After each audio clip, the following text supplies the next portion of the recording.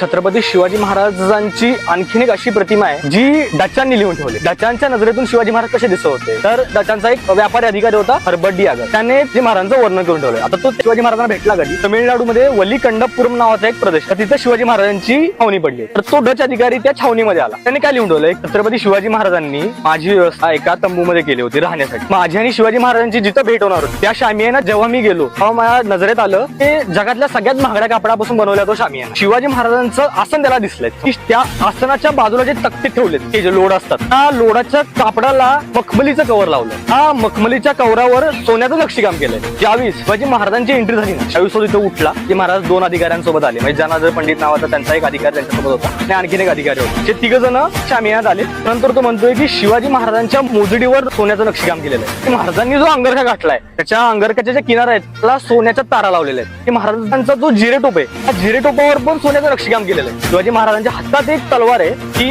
म्यानात ठेवलेली तलवार आहे, म्यान हिरव्या कलरची आहे, म्यानेवर जे नक्षीकाम केलंय ते पण सोन्याचं नक्षीकाम। तलवारीची जी मूठ आहे ती रत्नजडित आहे, म्हणजे मुठीवर रत्न जडलेले आहेत, जे महाराजांची हे सोन्याने म्हटलेला राजा अशी एक आपल्या डोळ्यासमोर त्यांची प्रतिमा तयार होते या डचाने लिहिलेल्या वर्णनात। म्हणजे व्यापार करण्याच्या दृष्टिकोनातून एखाद्या अधिकाऱ्याला भेटत असतील त्यावेळेस महाराज कसे रिप्रेझेंट होत होते हे आपल्याला या वर्णनातून कळतं।